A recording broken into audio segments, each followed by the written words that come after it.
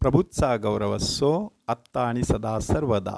आत्ता आणि सदा सर्वदा प्रभूचा गौरव असो.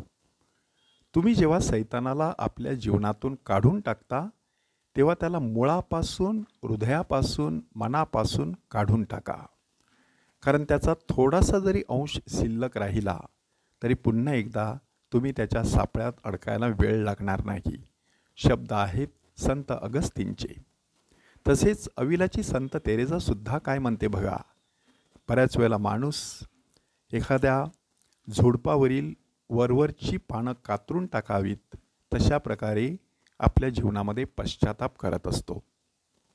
की त्या पश्चातापामध्ये वरवर आपल्याला जी पापं दिसतात, तेवढी पाप निवेदनामध्ये कबूल करत राहतो आणि माणसाला वाटलं की आता आपलं परिवर्तन झालेलं आहे. परंतु वरवर काढून टाकलेले किंवा कातरून टाकलेली पानं पुन्हा पुन्हा फुटत राहतात, कारण त्यांचं मूळ अजून मजबूत असतं.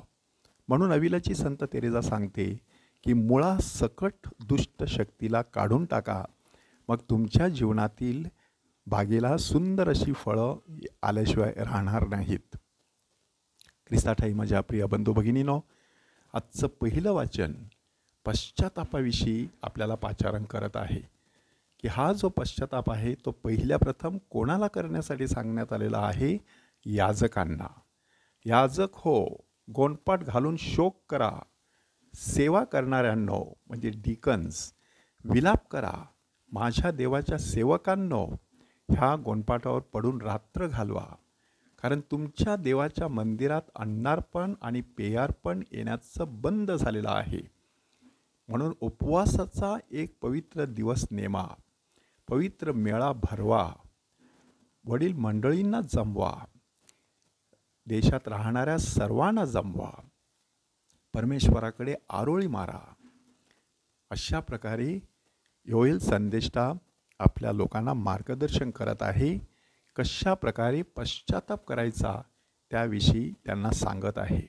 शुभवर्तमानामध्ये देखील 3 प्रकारचे लोक आपल्याला भेटतात. एकीकडे दुष्ट आत्मा काढून टाकणारा प्रभू येशू ख्रिस्त, दुसरीकडे तो दुष्ट आत्मा कोण आहे त्याविषयीचं स्पष्टीकरण, आणि तिसरी गोष्ट त्या दुष्ट आत्म्याच्या साहाय्यानेच येशू दुष्ट आत्मे काढतो असा आरोप करणारे लोक.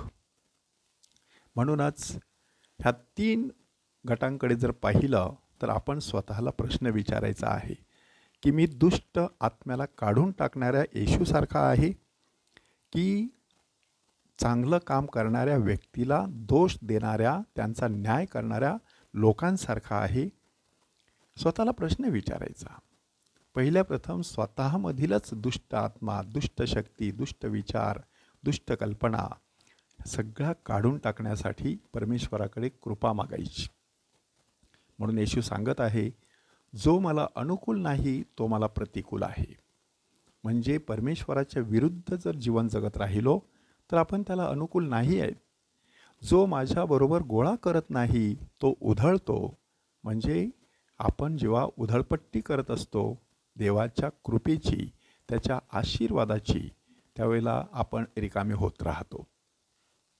आता प्रभू येशू ख्रिस्त अधिक स्पष्टपणे आपल्याला पश्चाताप कसा करायचा त्याविषयी मार्गदर्शन करत आहे. की माणूस आपल्या मनातून दुष्ट विचार काढून टाकतो आणि मग हा दुष्ट विचार बाहेर गेलेला असतो. माणसाच्या मनामध्ये वेगवेगळे विचार येत राहतात. माणूस स्वतः शांत होण्याचा प्रयत्न करतो. दुर्दैवाने हा जो दुष्ट विचार आहे तो पुन्हा एकदा माणसाच्या मनामध्ये घर करू बघतो आणि तिथे जर त्याला प्रतिकार झाला तर तो आपल्यापेक्षा 7 दुष्ट असे आत्मे घेऊन येतो. त्यामुळे काय होतं की ह्या माणसाला त्याच्याशी प्रतिकार करता येत नाही. का प्रतिकार करता येत नाही? कारण तेवढी आध्यात्मिक उंची त्या माणसाने गाठलेली नसते. तेवढा आध्यात्मिक साधनेचा प्रयोग त्याने जीवनामध्ये केलेला नसतो. अल्कोहोलिक एनॉनिमस ह्या संस्थेमध्ये एक विचार आहे, क्रुशल मोमेंट, म्हणजे मोक्याचा क्षण. ज्या वेळेला मद्य घेण्याचा मोह होईल तो मोक्याचा क्षण असतो.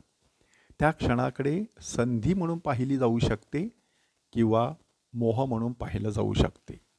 संधी म्हणजे आत्ता मला खूप चांगल्या प्रकारे मद्य घ्यायला हरकत नाही, ही संधी झाली, पण नको रे बाबा, आत्ता मी जर घेतली तर मी रसातळाला जाईन. असा विचार म्हणजे मोह ओळखून त्यापासून दूर राहायचं.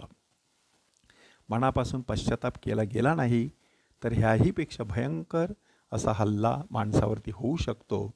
त्यासाठी माणसाने जोपासायचं आहे, स्वतःला जपायचं आहे आणि जसं सापापासून पळतात तसं पापापासून पळायचं आहे. कधीकधी बुद्धीच्या पातळीवर, शरीराच्या पातळीवर, अक्कल हुशारीच्या पातळीवरती हे करणं शक्य नसतं. त्यासाठी आपल्याला परमेश्वराची गरज असते.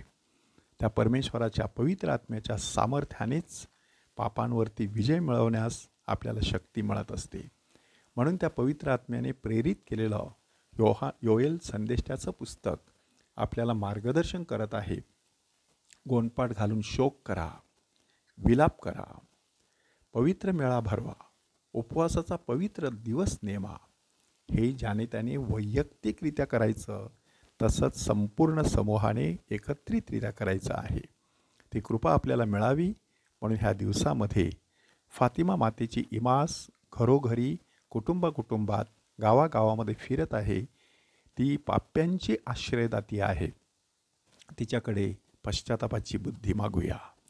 प्रभूचा गौरव असो आत्ता आणि सदा सर्वदा. आत्ता आणि सदा सर्वदा प्रभूचा गौरव असो.